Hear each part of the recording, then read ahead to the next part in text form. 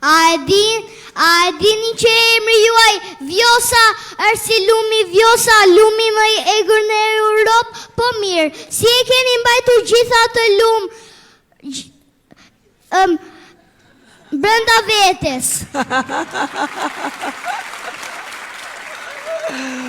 Sa i përket lumit Vjosa, në kohën kur kam lind unë, ne në Kosovë kemi qenë duke jetu në robëri.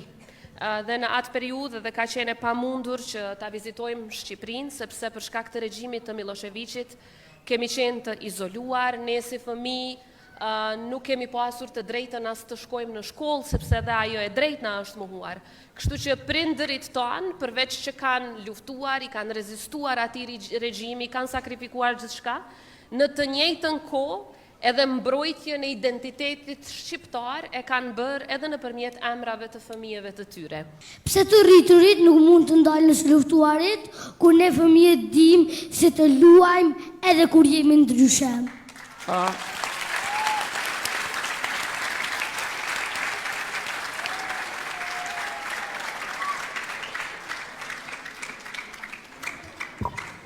Eda ke plotësisht të drejtë me këtë pyetje, e cila e dëshmon jo vetëm pastërtinë e fëmijëve, pavarësisht se nga cila etni, cila racë dhe me çfarë backgroundi kanë dhe vinë, dhe fëmijët kur nuk janë ata që e fillojnë luftën. Por në të njëjtën kohë fëmijët janë ata që nuk mund ta përfundojnë luftën, sepse gjithçka është në duart e të rriturve. Kështu që sa më shumë që të dëgjohet zëri i fëmijëve, aq më pak do të ketë luftra në përbot. Sa më shumë që të vendosit interesi i fëmijëve si parsor, aq më pak do të ketë konflikte dhe mosmarrveshje.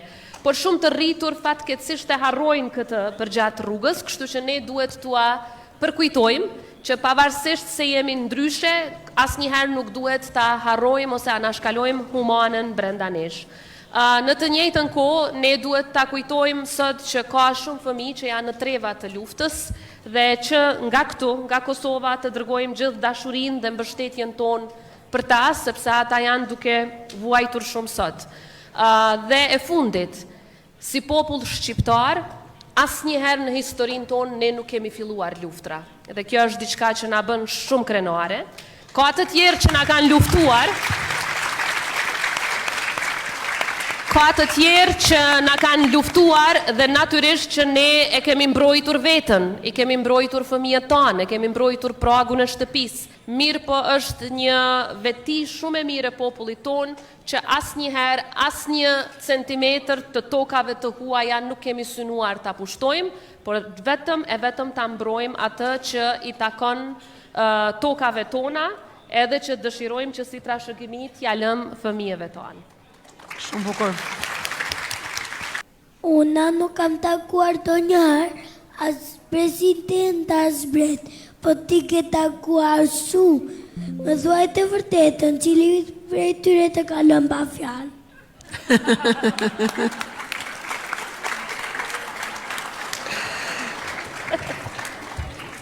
E vërteta është që pa fjalë s'më ka lënë asnjëherë askush. As president, as mbret.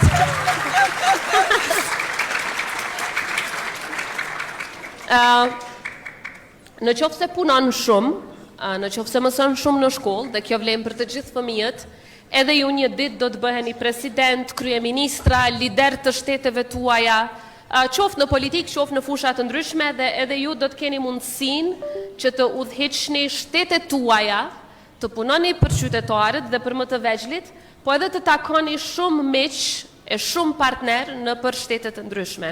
Kosova është shumë me fat, është një prej bekimeve më të mëdha që kemi shumë miq, të cilët kanë qëndruar krah nesh në kohrat më të vështira, e të cilët janë edhe me ne sot, duke festuar lirinë tonë. Dhe dua t'i falenderoj nga zemra dhe t'i them miqve tonë, sikur mos t'ishte për ndihmën dhe për krahjen tuaj, asnjëherë ne nuk do t'arrinim ta shihnim këtë gëzim të fëmijëve tonë, të cilët sot prosperojnë dhe ecin përpara në liri. Kështu që faleminderit shumë për gjithçka që miqtë tanë kanë bërë për ne.